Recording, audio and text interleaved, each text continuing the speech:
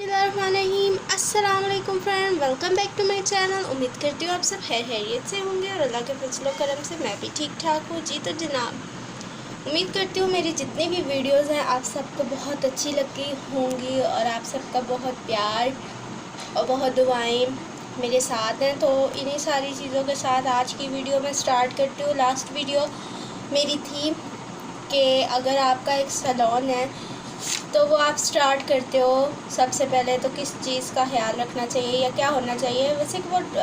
Basically वो video थी पॉलर discipline पे। सो पॉलर डिसिप्लिन के बाद नेक्स्ट स्टेप क्या आता है? क्लाइंट डीलिंग जी। तो फ्रेंड्स, अगर आपको क्लाइंट डीलिंग नहीं आती, आपका होम बेस्ड सैलून है या फिर आप बाहर किसी शॉप में हैं या इवन कि अगर आप किसी के हेल्पर हैं, किसी के सैलून में जॉब भी कर रहे हैं, तो भी आपको क्लाइंट डीलिंग करनी आनी चाहिए। क्लाइंट डीलिंग बहुत ज़रूरी है और क्लाइंट डीलिंग कोई मुश्किल नहीं है। बड़े इजीली आप सीख सकते हैं कि क्लाइंट को किस तरह से डील किया जाए, उन्हें किस तरह से अपनी बातों से मुतासिर किया जाए ताकि वो जो काम कराने आए हैं उसके साथ मज़ीद और काम करा लें। जैसे कि हम जॉब करते हैं तो क्लाइंट को डील करते हैं अच्छे से, तो वो मज़ीद एक अगर उन्होंने चीज़ बाय करनी होती है तो 2-3 और कर देते हैं कि बंदे ने अच्छा डील किया है या बंदी ने अच्छा डील किया है। सो इस तरह से होता है जी। तो फ्रेंड्स, परेशान होने की बिल्कुल भी ज़रूरत नहीं है। मैंने आपके साथ शेयर की थी सैलून पॉलर डिसिप्लिन वाली वीडियो। आज मैं आपके साथ सेकंड शेयर करती हूँ, क्लाइंट डीलिंग। तो फ्रेंड्स, क्लाइंट डीलिंग आपको आनी चाहिए, बहुत ज़रूरी है। तो कस्टमर जब अंदर इंटर होता है वो आपको सलाम करता है, सही है। अगर कोई भी कस्टमर आपके सैलून में आया है और उसने सलाम किया है तो आप पे वाजिब हो जाता है सलाम का जवाब देना। आपने उन्हें फ़ौरन सलाम का जवाब देना है। अगर आप सलाम का जवाब नहीं देंगे तो वो बोलेंगे कि यार इन्होंने तो सलाम का जवाब दिया ही नहीं। बोलेंगे नहीं पर दिल में सोचेंगे ज़रूर कि सलाम का जवाब तो बनता है लेकिन इन्होंने दिया नहीं। फिर उनके माइंड में आपकी इमेज और माइंडसेट जो होगा वो ये होगा कि यार ये तो मगरूर है या तो फिर ये ऐसे ही हैं, ऐसी अजीब तबीयत के हैं। सो इस तरह का कोई भी ख्याल उनके जो है ना दिमाग में नहीं आने देना। अगर वो आए भी हैं, अगर उन्होंने सलाम नहीं किया तो आप सलाम कर दें, वो जवाब ज़रूर देंगे। ठीक हो गया। अब जो इसमें सेकंड स्टेप आता है वो ये है कि अगर एक कस्टमर आया है आपके पास, उसने आपसे स्किन पॉलिश करानी है या वाइटनिंग की फेशियल करानी है, तो डिफरेंट रेंज में स्किन पॉलिशेस और वाइटनिंग फेशियल्स मौजूद होते हैं। ठीक है, लोकल भी होते हैं, इंटरनेशनल भी होते हैं, ब्रांडेड भी होते हैं। सो अब एक कस्टमर आ रहा है, उसे तो नहीं पता कि कौन सी चीज़ किस तरह से रिज़ल्ट देती है या कौन सी चीज़ कैसे इस्तेमाल होती है। अगर उन्होंने कोई वाइटनिंग का करवाना है, आपसे सर्विस लेनी है, तो आप उनसे पूछें कि आपको किस किस्म की सर्विस चाहिए। वाइटनिंग वाली चाहिए, ठीक है, आपका बजट क्या है, उनसे उनका बजट पूछें। ऐसा नहीं है कि लो बजट वाले अगर आपके पार्लर में आते हैं तो आप उनसे कहें कि नहीं भाई ये तो हमारा बजट नहीं है, आप जाएं, हमारे पास जो है इस रेंज में कोई भी प्रोडक्ट या सर्विस नहीं है। ऐसा नहीं कहना। जो जिसका बजट है वो अपने ध्यान में रख के उसको आपने जो है सर्विस देनी है।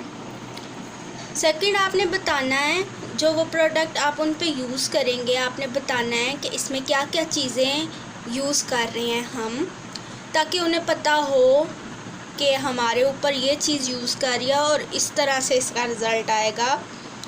अगर एक ब्लीच है तो आप ब्लीच के बारे में उन्हें बताएंगे कि ब्लीच के ज़्यादा इस्तेमाल नहीं करना, अगर हम डायरेक्ट ब्लीच फेस पे अप्लाई कर लेंगे तो क्या होगा। इस तरह से थोड़ी सी नॉलेज देनी है प्रोडक्ट के बारे में, चीज़ों के बारे में उन्हें मालूमात देने हैं। और सेकंड, रेट और बजट।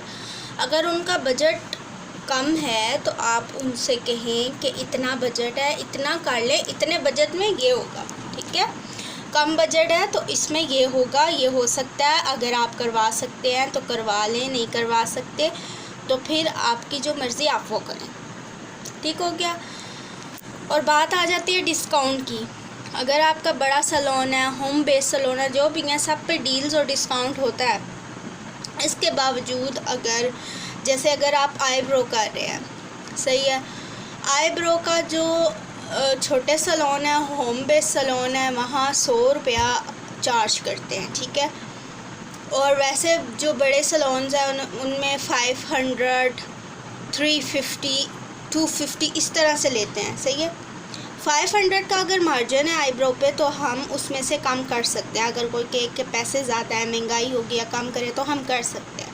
लेकिन अगर हमारा छोटा सैलून है, होम बेस है, तो हम जो है 100 रुपीज़ अगर ले रहे हैं आईब्रो के, तो उसमें से कम नहीं हो सकते। तो रेट जहाँ तक मुनासिब हो सके आप कम कर दिया करें, और जहाँ मुनासिब ना लगे आपको साफ़ इनकार कर दिया करें कि भाई इसका तो इतना ही रेट है, इससे कमी पेशी नहीं हो सकती।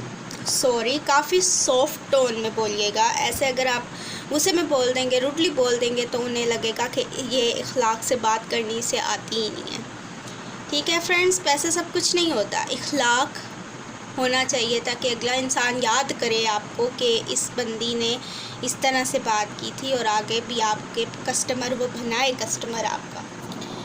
तो फ्रेंड्स, सैलून में तरह तरह के लोग आते हैं। कुछ हाई क्वालिफाइड होते हैं, कुछ एजुकेटेड होते हैं, कुछ नहीं भी होते, कुछ अनपढ़ होते हैं, ठीक है।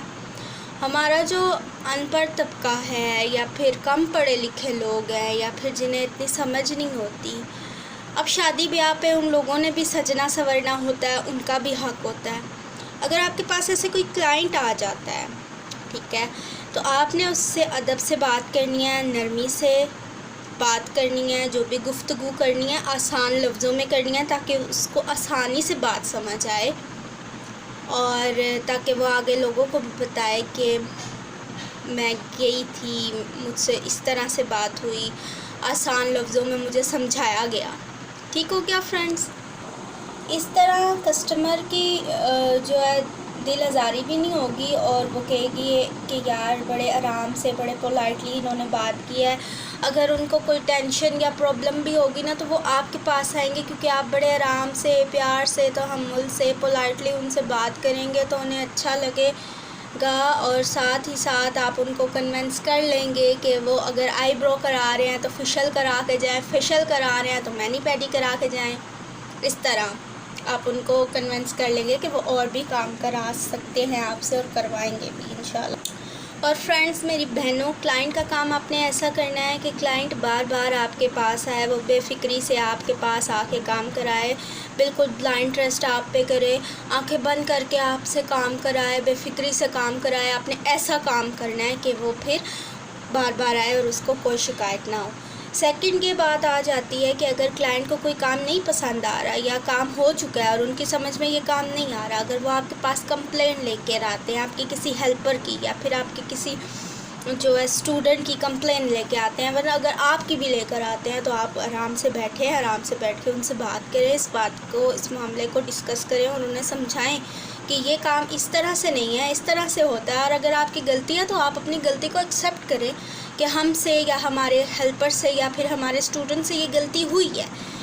इस तरह से काम चलता है। इस तरह से आप करेंगे, इन बातों पे अमल करेंगे, तो इंशाल्लाह आपका सैलून बहुत रन करेगा और आपका भी नाम होगा इंशाल्लाह। मुझे अपनी दुआओं में याद रखिएगा।